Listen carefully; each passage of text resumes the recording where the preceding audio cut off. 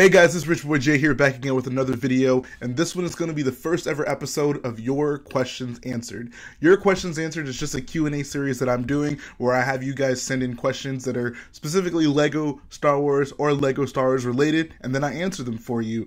I was trying to settle on a name, and Your Questions Answered is kind of what I ended up with. I was also kind of thinking about Rich Boy Q and J, but that seemed a little bit too much. So Your Questions Answered is what I'm going to roll with, and without further ado, we're going to get into the questions. So first question is from Rebel Builder, a very good builder, I might add. If you guys don't know about Rebel Builder, make sure you check out his YouTube page. So Rebel Builder says, you designed your ATM6 crazy fast. How did working on the AT-AT before that help you in designing the ATM6? Did that help make it faster? Were there lessons learned from the AT-AT that you implemented with the ATM6? So whenever I first saw the ATM6, I just kind of assumed that it was going to be the same size as an AT-AT, which would mean that I could use a lot of the exact design elements from my AT-AT, recolor them, and then put them in the ATM6. To my dismay, they're not the same size, so then I had to kind of upscale a lot of the things that I took from one and then put into the other. So while it did certainly help that I did build the AT-AT, there was no exact element that I was able to take from it and put into the ATM6.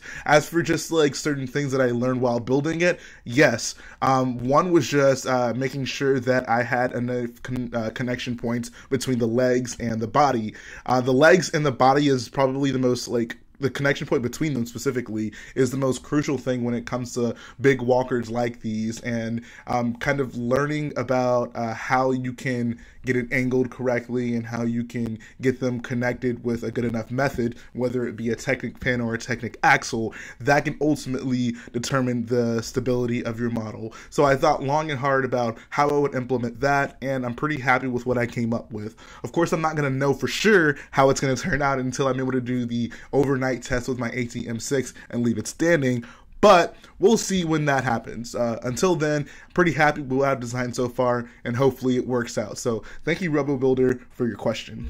Next one is going to be from Star Wars Trumpet, one of the mods for the Lego Star Wars crate build stream, as well as my ATM6 build stream. He says, he's working on a Lego Ninjago city, and I'm overwhelmed by how many parts I'm going to have to purchase for it. How do you deal with buying significantly larger orders of parts, and what motivates you to continue with your mock? So the biggest thing for this, I feel, is just building things in sections. I feel like whenever you start with something, especially something that's big, it's important for you to kind of break it down into smaller pieces and then build that way. I feel like it's really easy to get demotivated or to kind of fall off with building if you start by trying to buy a bunch of pieces for a bunch of different things in the mock, and then you can't really use them until later on because you have to build one thing in order to get to the other part. So what I say is just first go all in on one section of it. So for example, whenever we started building crate,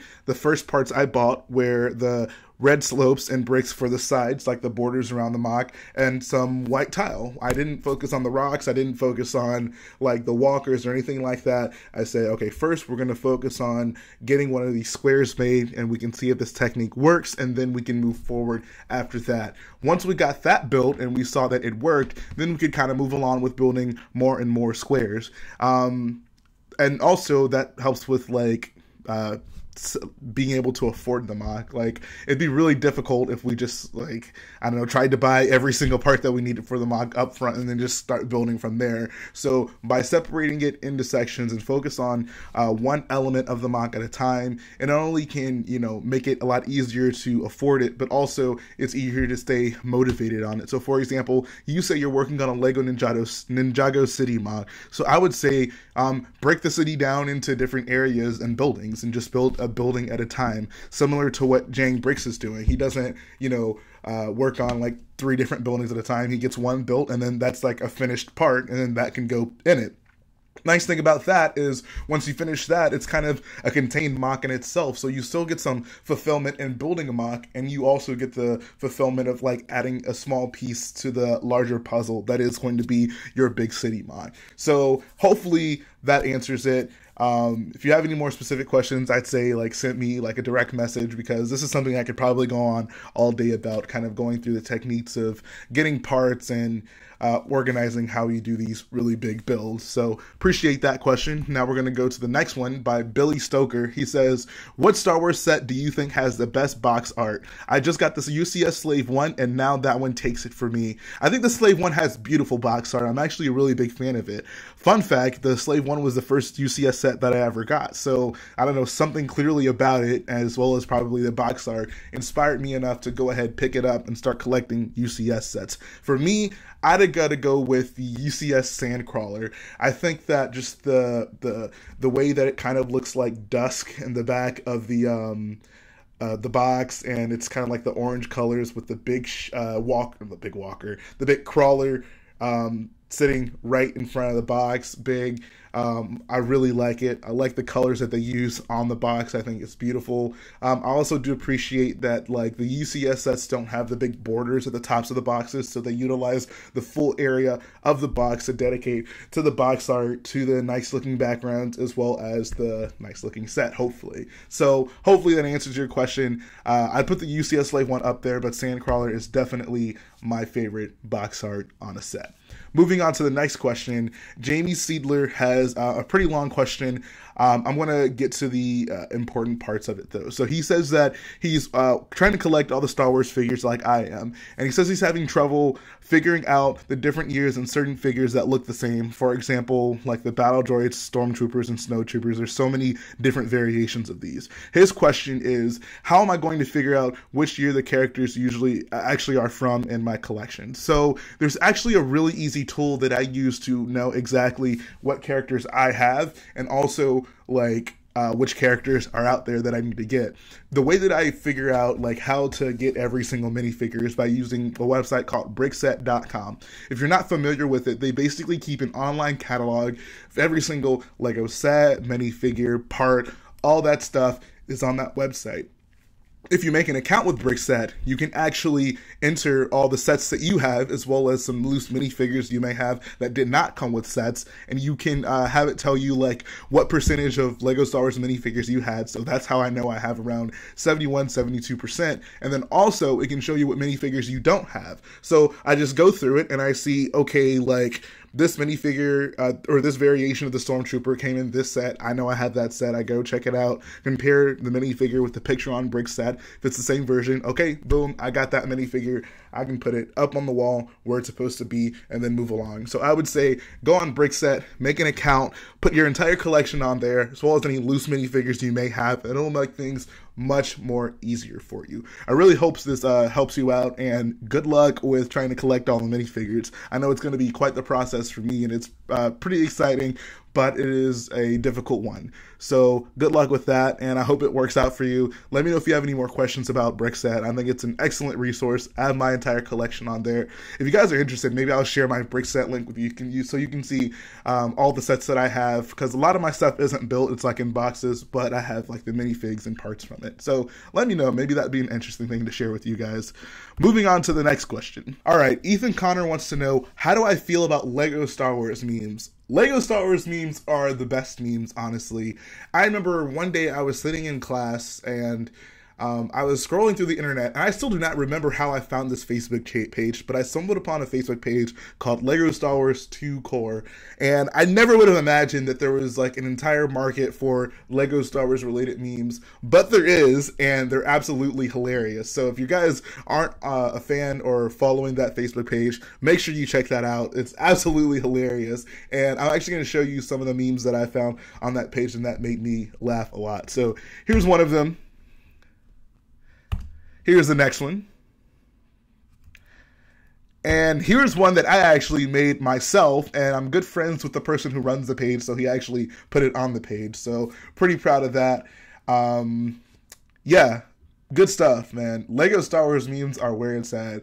I think I could, if I had to pick one specific type of meme that I had to, see for the rest of my life, I would go with Lego Star Wars memes. That stuff is crazy. So now let's move on to the next question.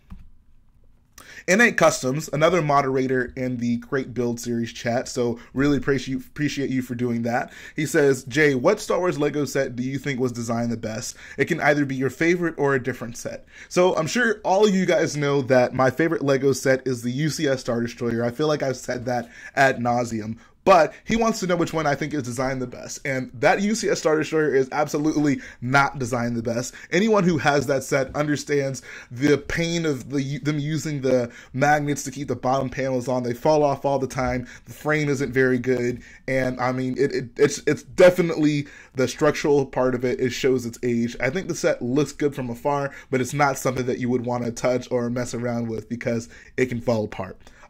But as for what set I think is designed the best, I'm going to have to go with the UCS Imperial Shuttle. I think this is one of the sets that I put in for my top 5 whenever we did that list on one of the Lego Star Wars Talk episodes. And I just love that set so much. I think when it comes to accuracy, it's probably one of the closest visually looking Lego sets to the actual source material. And I think it's just designed almost perfectly.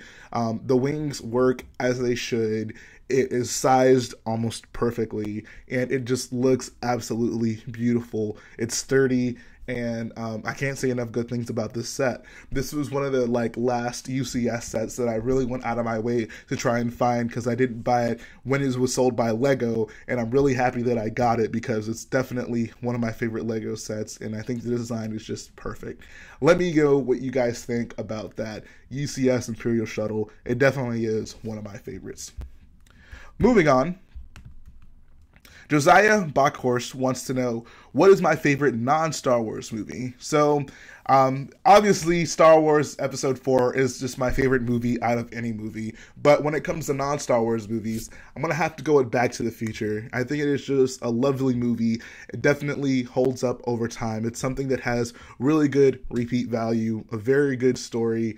And I mean, it's very relevant in pop culture, even many, many years after it was released. So the first Back to the Future, definitely my favorite non-Star Wars movie. I'm a huge fan of it. Let me know, guys, what are your favorite non-Star Wars movies? I feel like on this channel we talk a lot about Lego and Star Wars, obviously, but we don't really get to talk about things that aren't that. So let me know, guys, in the comments, what is your favorite non-Star Wars related movie? I don't know, maybe we'll have some common interests there. But yeah, Star Wars, Back to the Future is my favorite non-Star Wars related movie. And the interesting thing about this is that I hadn't even seen the movie until Lego released the Back to the Future set. And I bought the set before I saw the movie because I thought it looked like a cool set. And I was like, oh, I should probably see the movie. And I watched it and I fell in love with it. So I know, bad me, hadn't seen a classic movie up until very recently, but I did watch it, and I'm a huge fan of Back to the Future. So that's going to finish up this first episode of Your Questions Asked, guys.